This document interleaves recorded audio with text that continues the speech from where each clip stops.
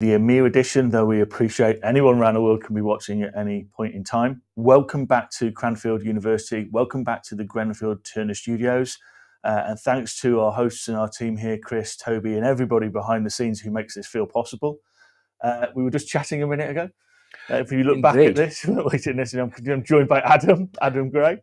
My first time in the studio, as it happens. First time. The comment was that obviously you put on a few pounds on camera. The question is how many cameras does Chris have on me right now? More than I want, looking at, oh, dear.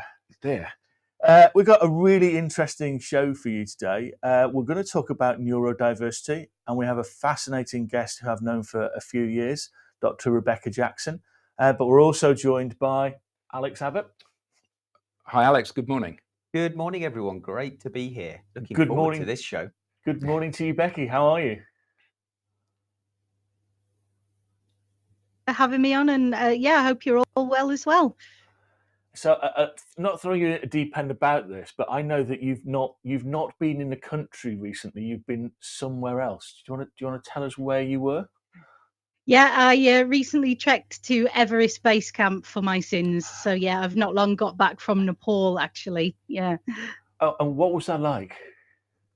Oh, that was amazing. It really is like being on another planet. It looks like the moon up there. It's out of this world. It was hard, but I'm so glad I did it.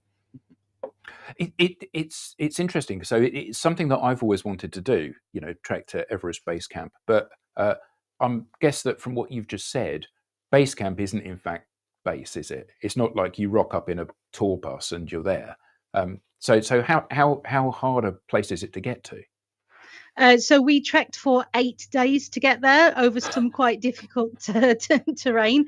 I may have scooted on my bottom across a rock fall and had to avoid various obstacles like that. So yeah, it's not easy, but it is doable.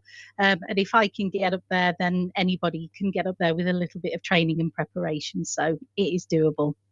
Wow.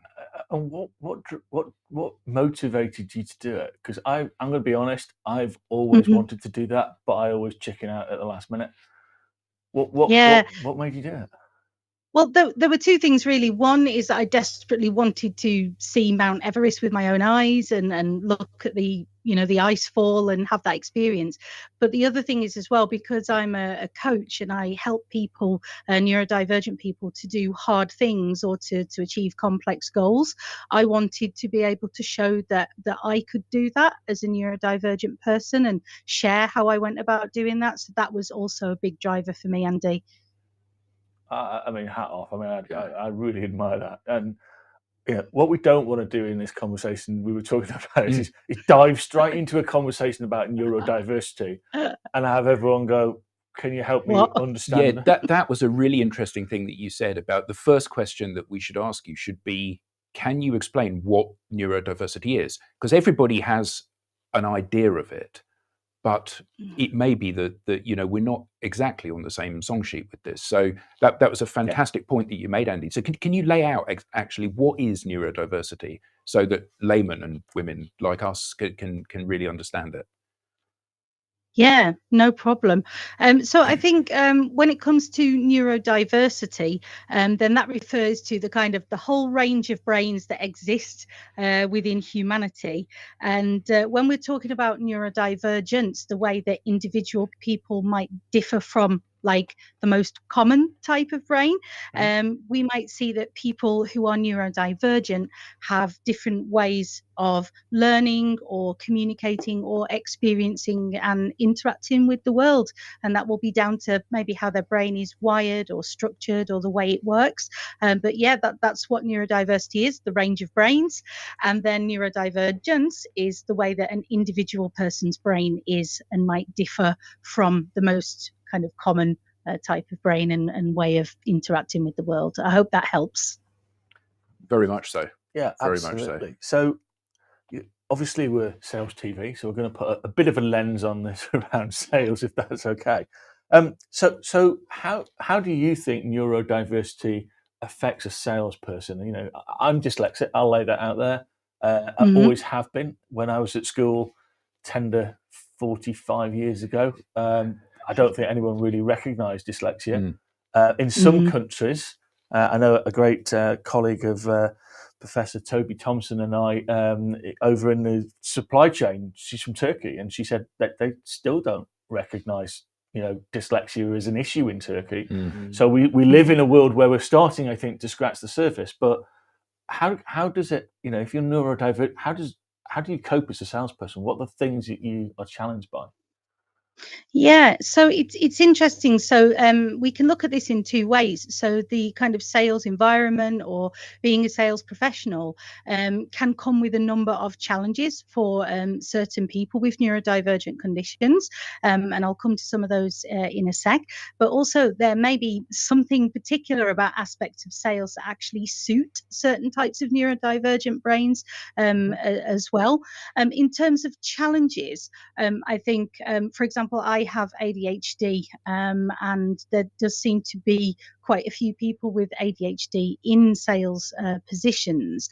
And with ADHD, we can often have challenges around things like time management, proactivity, organization, kind of following up on things and keeping track of things.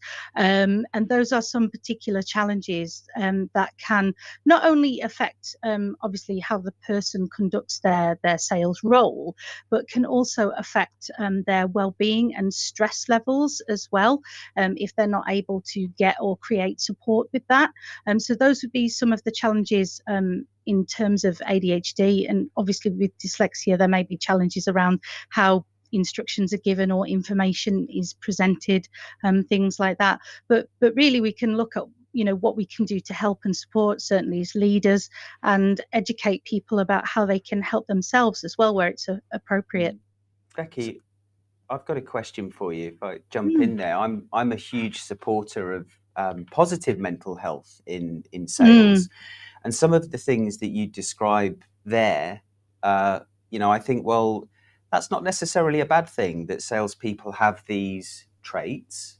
They're high performers in some cases, but in many cases, I can't help but feel that those salespeople that are perhaps learning at a slower pace than others are then put under more stress and feel more pressure, and therefore it's affecting their mental health. So you mentioned about providing things for salespeople to help themselves, but what responsibility should the employer have on this?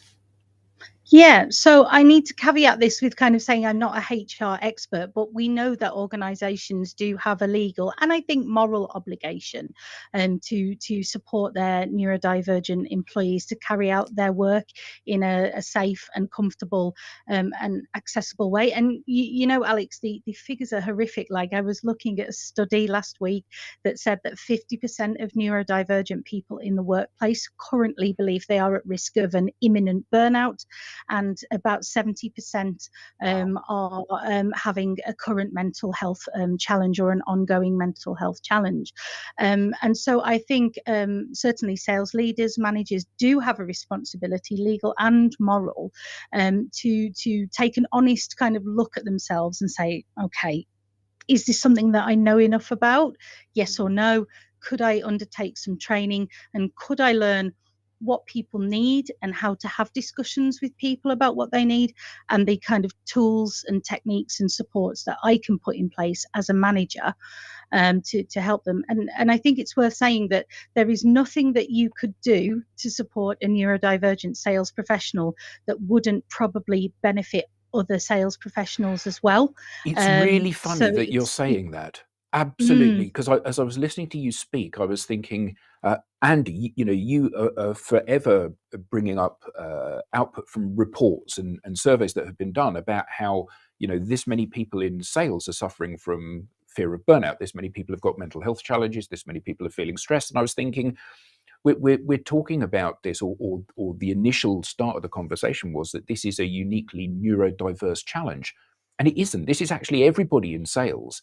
And maybe the key to unlocking how we make sales a better place for people is to look at how we need to support neurodiverse people and how we can roll that out across the entire sales world rather than just that particular pocket, because there will be learnings to be had, which I'm sure can be widely used here.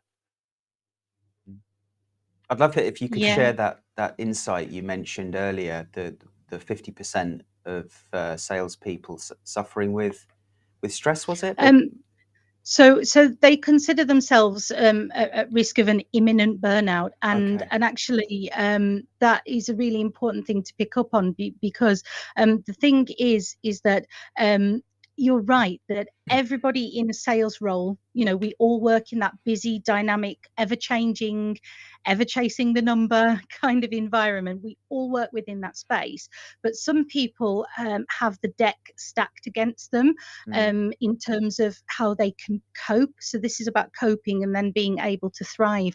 And the thing is that if you don't have what you need as a neurodivergent sales professional to be able to cope and to be able to execute your sales role well, then you will put in more effort, more time, more bandwidth to try and keep up.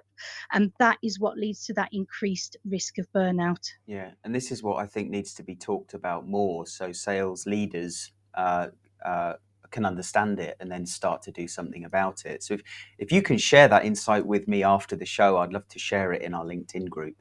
But Absolutely, I'll pass that on. I think what it's literally just hit me that when I started work, I was working in Barclays. It is now Barclays Asset Finance, long since gone. But Becci, one of the things you had to do is you would go out and find a customer, and you would basically sell to that customer the concept of them borrowing money against an asset that they wanted to buy. Call it a car, call it a printing press. There is a reason behind it, so just give me a little latitude. But once you'd done that, you had to go and sell the risk to your underwriters. So you had to come back into the bank and justify why that was a good loan. You clearly have to present the accounts and all of the other things. And you had to write a lending report. And there was 4 of us in the office. And if you were good enough, over time, the manager, who always had to countersign and had an authority up to a certain amount to approve before it went to an underwriter, you got your own limit. So you didn't have to go through the manager for 50,000 and below. And I remember he was my best man, really great guy. He got his underwriting limit of 50,000, and I was told I didn't write good enough reports. And it's only just hit me now. So actually, I didn't have any support. There was no such thing as spell checker or any of the other things that are available today. Yeah. And I can remember going home and crying. I said to my wife, "Why?" And it's only just hit me now that it took me until actually she sat me down and said, "This is how you write." And I still suffer from that today. I can't, I can talk, but I fear sticking anything down on paper because I just get all muddled up. And I find that really fascinating that we're just scratching the surface. Yeah. And if you talk about education today, which all people are, actually the scariest bit is GCSEs. There's no support for neurodiversity at GCSE level. We're fighting for one of our children to do that. But you come to university and post GCSE, A-level, degree, postgraduate, there's lots of support for them. It seems like universities like, here, just go, yeah, we get it. There's the speech recognition, there's all of these tools that help you. But that bit that gives you the gateway to anything is the hardest bit right now. Well, I think we see this played out so often, don't we? You go to school as education as an example, and the first thing they should teach you is how to learn, and they don't. Like you should be taught how to sell, and you're told, Andy, just go out and sell something. Just go and chat. But we've got a really interesting comment here from Dr. Dale Childs. So he said, I wonder what are the key things that managers can do to help these salespeople manage this? What have you found to be most useful, Becci? Yeah, so I can talk about the job role, and I can talk about the on-the-job learning as well, so that people have the same equity of opportunity in kind of progressing their career. So let's think about how we can support them in the role. First of all, well, obviously that's going to depend on their particular flavour of neurodivergence. And so what I would say is that obviously you can ask people if there's been a disclosure.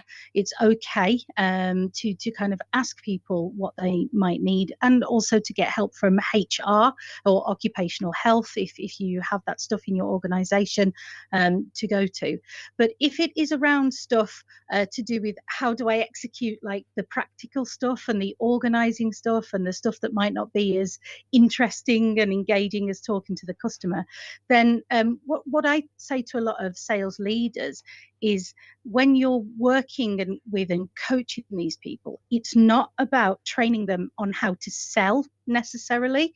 In fact, they might be quite good at some aspects of influencing and selling already, but it's about helping people to access training or providing workplace adjustments that actually allow them to do the bits of the role that they find more stressful and challenging. So if we take Andy's case, today, if Andy, you were doing those underwriting reports, you'd have access to even free dictation stuff on your phone, like Otter, that could just transcribe things for you. There's a whole bunch of stuff, things like Asana and Pipedrive, various CRM or task management things that can not only help you to capture what you're supposed to be doing, but also flag up to you if you've got a deadline coming or if you've got an action to complete. So I do think, we've not even plumbed the depths of what, practical tools or AI can do. But at the same time, if somebody works best on a piece of paper because that's what they can see and understand, then the technology you need to encourage them to use is a piece of paper. So it really depends on them. But Becci, it's this. I think there's this undervalued term that's used called psychological safety. Sales leaders talk about it, but do they actually provide that so that salespeople can feel safe enough to say, do you know what? I'm really struggling with this report. I'm really struggling with writing this RFP, this 50-page, RFP, request for proposal. So what, and I know Andy's talked about this before in previous episodes, but what is psychological safety, and how would a leader, a business go about creating that for their salespeople? Yeah, so psychological safety, really, just broadly put, is kind of setting up the organizational culture and the individual interactions that you have with your sales professionals, so that they feel that they are able to disclose things or discuss things, say, to do with their neurodivergence and their needs. And of course, we can imagine that, high trust would be a crucial component in helping that to happen. But in terms of like practical things, there's two ingredients that I think is super important. One is disclosure from leadership, as long as it's safe and comfortable to do so. So I encounter sales leaders who are in their 50s and 60s who know they are dyslexic or know they have ADHD, but they're frightened to say, they haven't told anybody. However, if I was 23 and just come into sales and I'm struggling, if I saw my big boss that I admire being open about their struggles and challenges and strengths, that would encourage me to do the same. So that is one thing. But the other one, I think, is having a coaching culture, having a culture where it is normal and expected for people to take time away from the kind of busy humdrum of the sales environment to actually reflect on what their goals and desires are in their role and what they need to be able to get there. So I think those two things are really helpful in promoting that psychological safety and getting the topic out there in the open for people to feel like it's normal to talk about. This is a question for everyone. I'd love to get Andy and Adam's thoughts, but do you think it's okay for the sales leader that is cracking the whip from a forecasting perspective to also be the coach? It's a great question, actually. How do you do? And I just want to add, but give Becci some time to answer that. A great friend of mine, I really admire him, Paul Devlin. He's now a company. He did something in a previous organization, very big technology company, where he said to his leaders and managers, no one gets a bonus unless everybody hits 100%. and actually to achieve that, your mechanism is coaching. Yeah. And what he found is, So my bonus Yeah. is absolutely reliant on you achieving your number, Yeah. not just me. I mean, Yeah. that's a fantastic way to build a team, isn't it? But what he found is it takes 6 coaching interventions for you to believe that it's not going to come around about the number. So this is not a forecast inspection. It's not a deal inspection. It's about you, Adam. And so actually, you're going to be looking at me 6 times, 6 months, and you're going to, at some point, Andy, you're going to go back to normal and go, well, where's the deal? Now, he managed to change that, and the individual stuck on the journey. But Becky, I'd love now to hear your answer. Now I've given you a little bit of breathing space to think about that, because it's a bit of a sticky conversation, that one. Yeah. So there's 2 things I'd like to say. I think interesting to just throw in about that kind of way of structuring the incentives. That could be really motivating for some people, but it could be terrifying for neurodivergent people who perhaps would worry that they would not be able to keep up and they might let their team members down. And so when we're thinking about incentivization, it can be worth looking at, is this going to lead to, increased stress or burnout for anybody in the team due to their ability to kind of deliver on that. But in terms of what was the other thing that we were talking about before then? Sorry. Coaches, and whether the manager can actually coach, or should they be doing the same thing? Yeah, so it's perfectly possible, and indeed can be highly effective for a manager to take a coaching approach to dealing with the numbers, the forecast, the pipeline, things like that. But I think what's really important is contracting and signposting, and that can look like saying, here's what this conversation is about, and here's what hat I'm wearing today with you. And then, at different times saying, okay, today it's training, or today it's mentoring. So kind of being really explicit about what you're talking about and what kind of hat you're wearing. That deals with any ethical issues around that, cracking the whip and coaching. But also it makes it very clear to a range of brains what's happening and why, so that they can understand and engage with it safely, have that psychological safety. So it can be done, but just signpost what's going on and why. So I think let's be slightly controversial. It appears it appears a bit hard. So if I'm a sales leader, it's a lot easier to try and skew my interviewing to people who aren't dyslexic, aren't neurodivergent, and go for the standard superstar. Why is that a bad decision? Because I think it is, but why is that a bad decision? So are you saying, Andy, like as the coach, it's easier to just, pick your top performer, or pick someone who's coachable, or pick someone who doesn't have any, neurodivergent challenges, maybe go for the low hanging fruit? In the interview processes, we've all talked about the bias, etc., of inclusivity, and there's bias around gender and origination and all of these things. And I have my view, which I'll come on to in a minute, from some early work we did very, very early in the institution. But it's probably, isn't it just easier to kind of screen these people out in the interview process and not have them in your sales force, and just not have the problem? Well, before you answer that, Becky, I would like to say that every time I come on a video podcast, whichever one it is, and we're having this conversation, I have, like you said, it's just dawned on me now why this was. Every time I find exactly that. I find that aha moment going on. And I think what's really interesting for me, Becky, is that when you introduced this, you said about neurodiversity, a whole range of brains from one extreme to the other.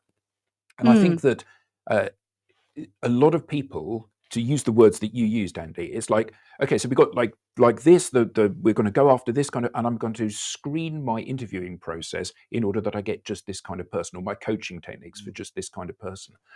And actually the reality is that neurodiversity is far more obvious to people now, because it is being diagnosed and being identified in all of its different forms. And we realize that, is that the minority, or is everybody, did they all have a level of neurodiversity?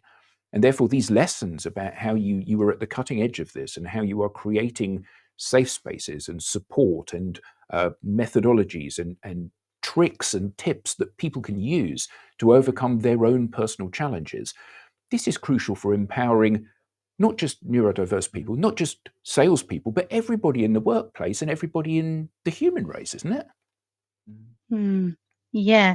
So I think to respond quickly to your point before we talk about kind of interviews and recruitment, Adam, I think I agree with you. But what it's really important to stress is while there would be probably benefits for everybody, and I think there's a lot of useful stuff that would make the kind of sales workplace better for all.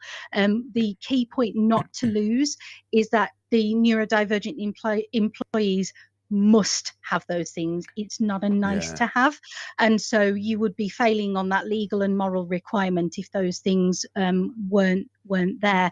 To come to the interviewing stuff, obviously I know you were being controversial, Andy, but obviously it would be illegal to screen people out on the basis of their brain in almost all cases, and actually there's been some really big employment tribunals recently where psychometric testing or particular types of interview have been found to be discriminatory against people, and that led to big payouts. I always hated them. Oh, go on. I always hated them, Becci, those psychometric tests. Yeah, it can really, you run the risk of actually screening somebody out as well who could have fantastic strengths and unique perspectives to bring to the role. But one thing we can do that meets that requirement of helping the people who have to have it, but also benefiting others, sounds controversial, but just send your interview questions out in advance. Let everybody see them, because you get a better quality of answer from everybody, but then you're not discriminating against your neurodivergent employees who need time to process or need time to know what is going to happen in the interview. But yeah, you really do run the risk of screening out some great contributions as well. Becci, sorry, go on, Andy. Sorry, thanks, Alex. What I was actually going to do was actually offer the reason I was kind of being kind of controversial is at the very incept of what is now the ISP, we actually created a study with a global top 4 consultancy to actually measure the impact of inclusivity and diversity. And I think, I will say, I don't like diversity and inclusivity. I think the world's got it the wrong way around. You have to be inclusive before you can be diverse. Agree. But back to that point, actually, inclusive and diverse teams by ethnic origin, gender, orientation, and mental capability were proved at that point some 9 years ago to be 7% more profitable than those teams that weren't. So it's not only avoiding the illegal elements of this process, it's actually the actual argument is it's bloody common sense. It's good for business. It's business sense. And if it's so prevalent in society, don't we want to have those inclusive and diverse teams that are going to meet the same kind of things on the buying side? And because it's a human science, why are we thinking that it's not representative of society? So the reason I actually asked that question is I think everybody should be exploring this, and I think it answers one of the issues, which is if we're short of salespeople, we're short of talented salespeople. That's the argument. There might be less open vacancies. I don't know if you saw the figures this morning or heard the figures on the BBC, so kind of trusted source. There is actually currently today just short of 998,000 vacancies in the UK. And this is the first time that wages have increased more than inflation. So you're starting to see things change in the labour market. And there was 43,000 vacancies filled in the last 3 months. So there's still a lot of vacancies out there. And it might well be that people are saying, I will release, rightly or wrongly, my underperformers, and I'll pause on investment in some of those roles. However, we see that older salespeople are retiring, going for fractional jobs, consultancy jobs, moving away. we see younger people not wanting to come into it more. Surely we should be actually opening the doors and saying, let's be very, very inclusive and diverse. And that is all ranges of diversity, because that's going to make great business sense, and it's going to represent society, and it's going to give us a different type of culture that people can feel psychologically brilliantly safe in. But also within the sales environment, it's all about the bottom line. 7%. A 7%. 7% competitive advantage by behaving this way. Because not only is it morally right, not only is it legally right, it's also, from a business perspective, the right thing to do by your shareholders. I mean, it should be a no-brainer, shouldn't it? Yeah, but Adam, how many sales leaders really think about neurodivergence when they're thinking about inclusion and diversity? I don't think many do. I might be wrong. Well, I think Becci, I'm answering your question here, I think Becci covered it a little bit earlier, which is actually, it's back to the psychological safety of the leader. And leaders don't feel psychologically safe to be vulnerable. And consequently, they then can't actually go to their organizations and say, there's a different way of doing things here. I don't feel safe suggesting it. I'm going to get shot down. People are going, I don't care about that, Adam, just get on with the number. It's not for you to think about these things. It's just for you to get to think about the number. Yeah. And there's a really good friend of mine called Chris Payton. He's an ex-lieutenant, well, he's a retired lieutenant colonel, and he helps boards now tackle some of these really, really interesting issues. But what he looks at is actually the military have become, in leadership, hugely vulnerable, which you wouldn't expect of military people in the armed forces. You'd expect to charge that hill, we're done, it's all about male machoism. And he said, no, it doesn't work anymore. Actually, you've got to realize your own, as a general, if you're going to get a division to follow you, you've got to be authentic, you've got to be real, you've got to remain your own fellows. And I said, well, surely that works in corporate world. Yeah? Surely that works in the sales world. He went, no. He said, because there's still that perception of, I'm paid the big bucks to know all the answers. Therefore, I've got to know all the answers. Regardless of what question is, I've got the answer. And it's that back to psychological safety of the leader, being vulnerable as a leader and being authentic, and then it will flow down. Yeah. No, absolutely. So we've got some questions that we prepped for you, actually, Becci, and a couple of these are just I would love to know. How can neurodivergent people support themselves? I'm neurodivergent. I've gone into a role. What should I be doing in terms of support, or what help should I be asking for from the team, the leadership, the organization, in order that I can be my best self and I can feel that I'm really a contributor to the team? Yeah, so let's carve this up by people who kind of know some stuff already and people who don't. So what often happens, particularly with women as well, so let's think about the role of women in sales. Like myself, I was only diagnosed as ADHD and autistic in my late 30s, and I didn't actually know what would help me. And so if you find yourself in that position, if you're newly diagnosed and it's at a later time in life, then actually you could do things like approach HR, you could talk to occupational health, and there's also the government's Access to Work scheme where you can get an assessment. You don't even need a formal diagnosis actually, but you can get an assessment to find out what some of your needs are, and they will pay along with your employer, depending on the size of the organization. They will pay for things like coaching or devices or software that can help you. So that's a place to start if you really don't know. But are there some tools I could give you? Well, let's think about that overwhelm and that burnout. So I would urge you to look for practical tools that meet challenges. So if you need to find dictation software or diaries and alarms that you're actually going to understand and pay attention to, experiment with what is out there and find that software or use that AI that is going to help you. But that's practical stuff. That doesn't help you manage this. It doesn't help you manage yourself. And so looking after your mental health, looking after your general well-being is going to be so important. And that might be talking about things in coaching or seeking external mental health support if you need it. But it's also about keeping kind of calm in the workplace and keeping some work-life balance as well. So it might be, popping a few more breaks in the schedule, getting outside, doing coaching with your manager outside or in a different place. Anything that puts that kind of pause in where your body and your mind can just chill out for a few minutes and step away from the craziness. All of that can help you to support yourself for sure. Well, we've had some. Sorry, Alex. We've had some fantastic comments of support for this, and everyone in the audience seems to be loving this. Thank you so much. We really needed to have this conversation. I've got a really interesting comment here from Andrew Slesser.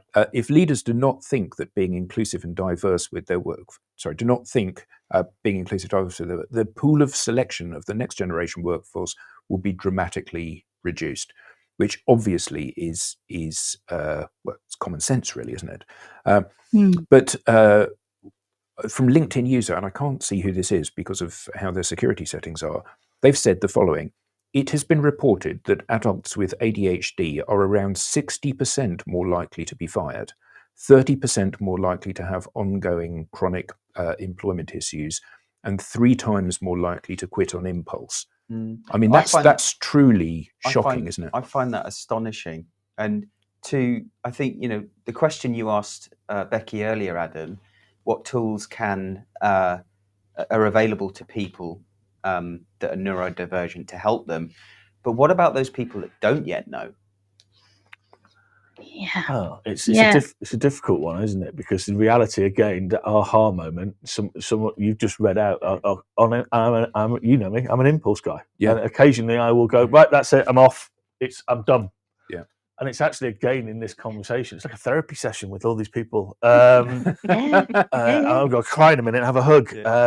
But that is true. I mean, I'm really laying myself out in terms of I recognise that in me. If it gets really bloody hard, even in some of the roles I volunteer in, it's like, everything gets thrown in the air and it's that blip. Then about an hour and a half later on reflection, I'll go, well, maybe I overreacted a bit there and it doesn't help. And therefore you need to know around this thing. If you're a leader and you see a salesperson do that, how do you give them some tolerance to go, let's go and have a coffee and chat and walk outside and walk and talk, and then let's reassess as to it's probably not a decision you want to take and we can help you more. Well, I think it's really interesting that for me, this is an education issue. We each pick up little snippets of what neurodiversity is, like all of the other things that we come into in the workplace, and we jump to all sorts of conclusions from the little snippets that we've picked up. And I want to come back again to the very first thing that you said, Becci, which was neurodiversity is a range. And that's the point. The point is that there are people that have complex needs as a result of that, and they find things a real challenge, and they obviously need supporting. But we can all see elements of ourselves in all of these behaviors normally. And I think that recognizing that it's not a problem that you have, although you may have that problem more than me. I use the word problem in inverted commas. This is something that we all have. The stress in sales is not something which is unique. It may be exacerbated by having neurodiversity and overwhelm and burnout. But these are global lessons, and we see that in your comment about the performance of organizations. A diverse workforce in all of its different aspects, 7% higher performing. I mean, this is obvious, isn't it? It's really interesting because Toby, who runs the Grenfell studios here, centers on executive development. It'd be really good to get him on actually and talk about what trends he sees, particularly in sales organizations. Because again, another ha-ha moment, a sales leader will go, well, I'll try and find something for my sales managers to develop on and courses and training for them to go on. And we all know that there's the avalanche downhill to sales people get X amount of training to fix normally a corporate problem. But actually, how many senior C-suite leaders go, where's my development? Where do I go off to and enhance and develop my skills?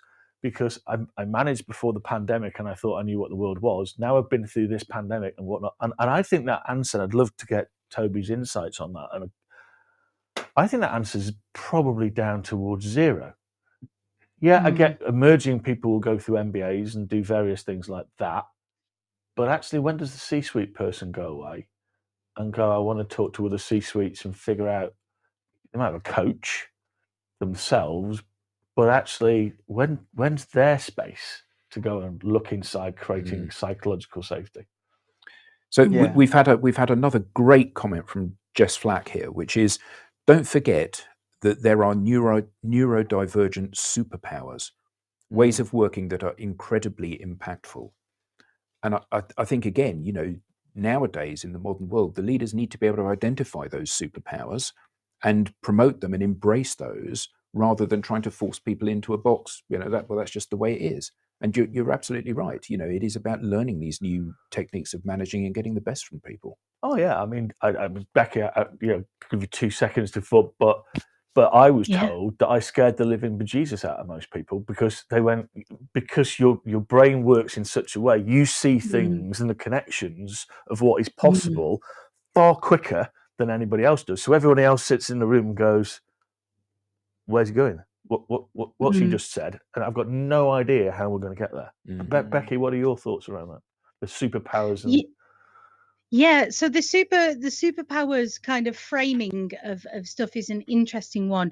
And I think in terms of the psychological safety, and in terms of kind of people feeling comfortable to talk about their own neurodivergency, it's important to consider that some neurodivergent people feel very strongly that they have some enhanced abilities, but some people actually are quite turned off by the superpower kind of narrative. And some people will even say, I might be autistic, but I actually don't have any special powers, quote unquote. I can't, you know, count cards in a casino or anything like that. And they find that unhelpful and find it something they can't live up to or don't identify with. Right. But it is certainly fair to say, that there are some unique strengths that or perspectives that may be associated with neurodivergence. And I think we do see that in sales. You know, if you think about what selling is, it's about building a relationship with someone, helping them collaboratively to solve their problems, coming up with those ideas like you described, Andy, in the moment that nobody else is going to offer. Surely, if you could recruit someone who could deliver that all the time or most of the time without burning out, obviously, then you would want that. And so I think as long as it's a helpful way of framing it for those people in your team that are neurodivergent, then certainly there are really unique strengths that these people can bring to sales, and probably is what attracts them to sales in the first place. So we need to keep them. Yeah. it's a really good point. Before the show, Becky, we spoke, and you know, I used the term, I think, the spectrum, and you quite quickly corrected me that there is no, don't think of this as being somewhere on a spectrum. Think about, you know, it more in a black and white sense. You either are or you aren't. But what advice can you give sales leaders that perhaps need to get a view of where their sales people sit, and then how they should react or support them effectively? Yeah, I think that's really important, and it speaks to that question you had earlier about what if you don't know, or what if nobody knows that you're neurodivergent. So I do think it's important to stay within our lane, from a kind of HR perspective, as well as from a personal comfort perspective, and so, you know, we can't, you know, whether it's as a sales leader or a sales coach, we can't go around diagnosing people. We're not clinicians, and we are not, you know, we are not educational psychologists, and so I do think it's important about using other channels or support. So, you know, again, HR, occupational health, also maybe doing a kind of mental health first aid course, and obviously as part of mental health first aid training, one of the things you learn is to kind of refer people to internal and external supports. And if somebody is struggling as a result of their neurodivergence, one of the first indicators that they or anybody else may notice, this is what happened to me, it's how I got diagnosed, is they will experience a burnout or some form of really poor mental health, like depression or anxiety. And so even if you don't know, or they don't know, whether that has been triggered by unmet needs from neurodivergence, you would still advise them to, see occupational health and go to the GP. And so just taking that general caring approach and referring on to other supports is what you would do. And then with luck, because things are improving, but with luck, somebody will eventually say to them, and this needs to happen more often, but someone will eventually say, have you considered that you might be autistic, or have you considered that you might have ADHD? Let's look at that. And then somebody else will carry that for you to make it easier on you. Yeah. Becci, we're unfortunately at time. I think we could go another hour on this. I was just thinking what a thrilling show this has been. Yeah, Absolutely great. fantastic. So, Becci, thank you so much for coming on. You're so welcome. Brilliant. Alex, thank you. You're welcome. Adam, it's been great to be on the sofa. Your sofa duck has now been broken. Indeed it has. Thank you. Thank you to Chris, Toby, David, and the entire team here. We are learning. We hope you love the style of what's going on here. Please give us your thoughts about what you want to see going forward from SalesTV. So thank you to Cranfield again for hosting us and the Grenfell Turner Studios. And we wish you, wherever you are, a great end to your day, start to your day, or halfway through your day. Thanks for watching. Have a great day. Thanks for